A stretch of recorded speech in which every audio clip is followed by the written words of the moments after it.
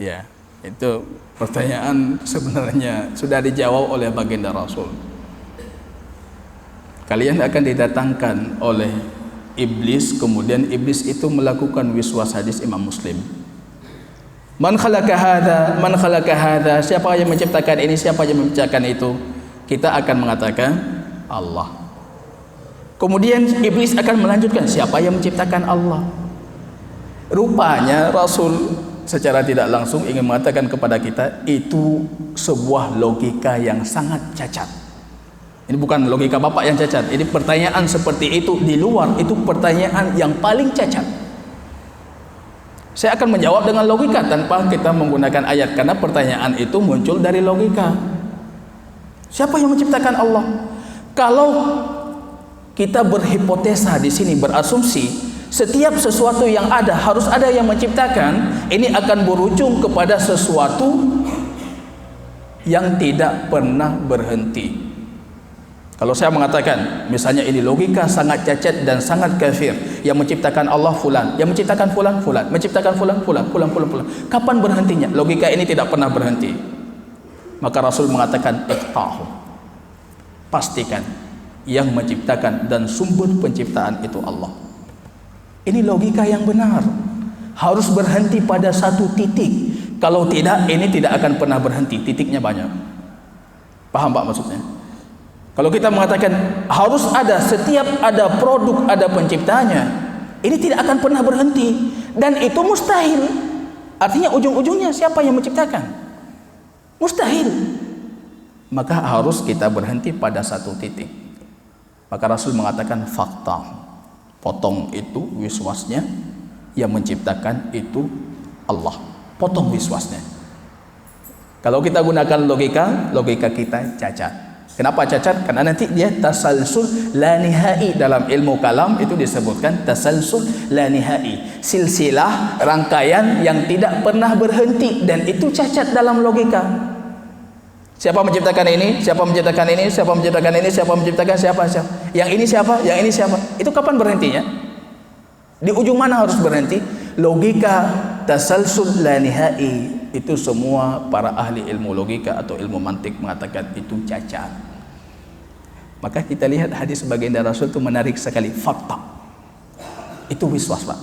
Ya, secara tidak langsung saya paham pertanyaan Bapak, saya pahami sekali. Bapak ingin mengatakan, kok tiba-tiba Ustaz sudah berdalil, berargumen dengan logika, padahal tadi mengatakan kitab hadis.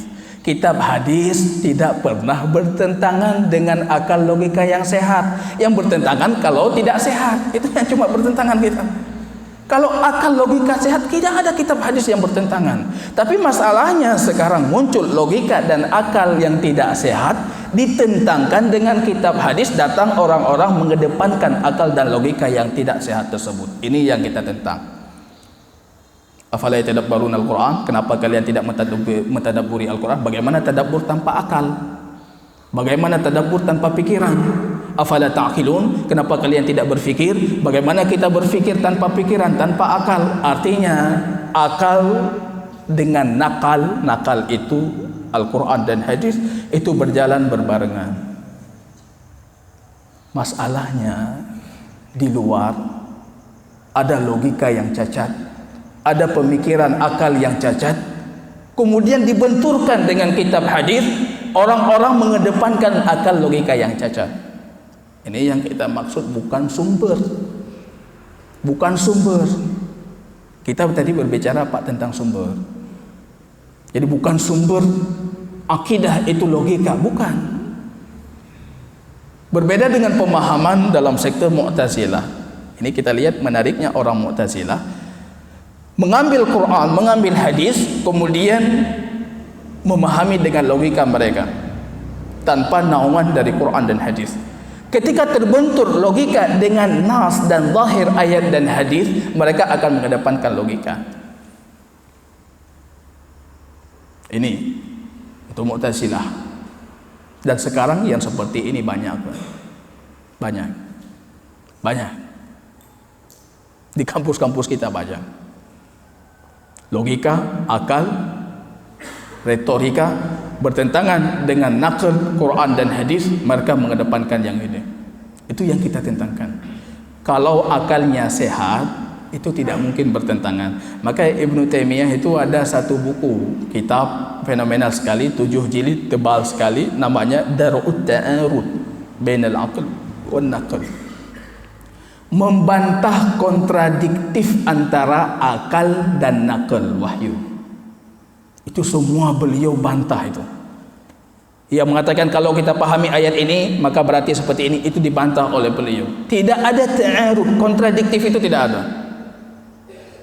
Cuma kontradiktif kalau akal dan logikanya itu tidak sehat, maka akan kontradiktif dengan wahyu karena sumbernya satu, Allah. Wahyu sumbernya Allah, akal sumbernya Allah. Satu, tidak mungkin kontradiktif. Tapi kalau sudah berkontradiktif, artinya ini sudah cacat. Ini yang kita maksudkan tadi. Jadi kita berbicara tentang sumber. Kalau berbicara tentang sumber Quran, hadis. Tapi bagaimana kita pahami tanpa akal dan logika? Tidak mungkin. Oke, tapi jangan kedepankan logika ketika zahir yang nampak dari logika itu akan bertentangan dengan Quran dan hadis. Maka beliau itu membuat satu contoh. Misalnya beliau mengatakan, coba pahami contoh ini sebaik mungkin. Ada seorang mustafti yang sedang mencari fatwa.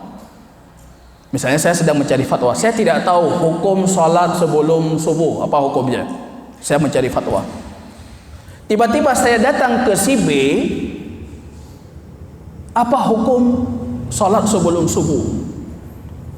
Si B ini mengatakan, di sana ada seorang alim, tidak pernah salah, ilmunya luar biasa, kita akan mencari fatwa ke beliau. Tiba-tiba si A dan si B akan datang ke si C, itu orang alim tidak pernah salah. Tiba-tiba keluar fatwa dari si C, hukum salat sebelum subuh itu rawatib sunnah muakkadah. Pulang di rumah, si B yang tadi yang menunjuk kita kepada si C mengatakan nggak benar itu, yang benar wajib.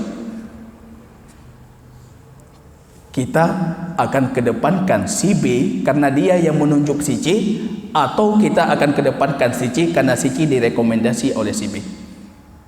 Kalau di sini, di kasus ini kita sepakat apa-apa, kita akan mengedepankan si C. Beliau mengatakan seperti itu analoginya akal dengan wahyu. Akal itu menunjuk kebenaran wahyu, tapi jangan ketika wahyu dengan akal ini zahirnya nampaknya bertentangan, kita kedepankan akal, padahal dia cuma menunjuk yang sumbernya di sana. Itu harus kita pahami. Ini cara analogi ini sebenarnya sudah sangat menguraikan. Akal kita menunjuk yang benar itu kitab Allah, yang benar itu sunnah baginda Rasul, tidak mungkin salah kalau dia sahih. Tapi jangan tiba-tiba ketika akal kita bertentangan dengan wahyu, kita kedepankan akal karena dia sudah menunjuk. Kalau orang Mu'tazilah mengatakan, kan yang menunjuk kebenaran akal itu, yang menunjuk kebenaran wahyu itu akal. Kenapa harus akal disalahkan? Padahal kita tahu dia sudah menunjuk kebenaran Al-Quran, dia sudah menunjuk kebenaran hadis. Kenapa Al-Quran dan hadis disalahkan? Karena si penunjuk. Nah, Pak bisa pahami ini logika dari Imam Ibnu Taimiyah rahimahullah.